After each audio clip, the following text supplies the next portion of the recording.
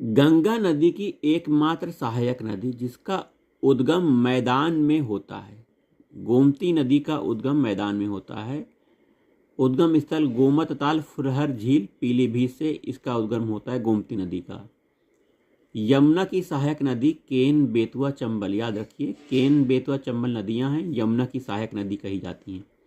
बद्रीनाथ का मंदिर अलकनंदा नदी के तट पर है, जबकि केदारनाथ मंदाकिनी नदी के तट पर है। केदारनाथ मंदाकिनी नदी के तट पर है, बद्रीनाथ अलकनंदा नदी के तट पर है।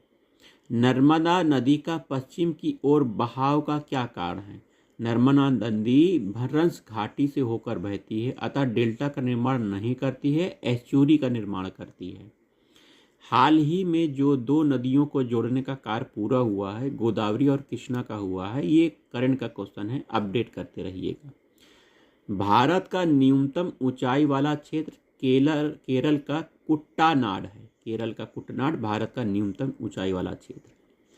पटकाई पहाड़ियाँ कहाँ पाई जाती हैं? असम, मणिपुर, मेघालय, मिजोरम, नागालैंड में पटकाई पहाड़ियाँ पाई जाती हैं। श्रीनगर से लेह को जोड़ने वाला दर्रा जोजिला दर्रा है। जोजिला दर्रा श्रीनगर से लेह को जोड़ता है। जिस राज्य में लिग्नाइट कोयले के विशालतम भंडार हैं? तमिलनाडु में लिग्नाइट कोयले के विशालतम भंडार हैं।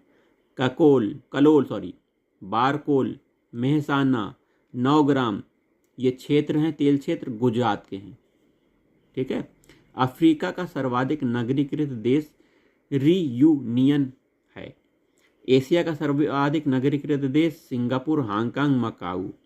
यूरोप का सर्वाधिक नगरीकृत देश मोनाको, वेटिकन सिटी, जिब्राल्टर। दक्षिण अमेरिका का सर्वाधिक नगरीकृत देश उराग्वे। उत्तरी अमेरिका का सर्वाधिक नगरीकृत देश बरमुडा। सर्वाधिक वनाच्छादित देश 2015 का डाटा है, हटा देते हैं। जनसंख्या का सर्वाधिक वार्षिक वृद्धि वाला देश ओमान है। ठीक है, तो इसको भी हटा देते हैं। प्रति व्यक्ति सर्वाधिक कार्बन डाई उत्सर्जन करने वाला देश कतर, फिर भारत। देखिए, विश्व की सर्वाधिक ग्रामीण जनसंख्या वाला देश भारत पहले नंबर पर है, फिर चीन है, फिर इंडोनेशिया है। विश्व के सर्वाधिक नगरीकृत देश नगरीकरण प्रतिशत में Monaco, Nauru, Singapore, Gibraltar, Holy See, Anguilla, Cayman island, Saint Martin, Bermuda सब 100% हैं।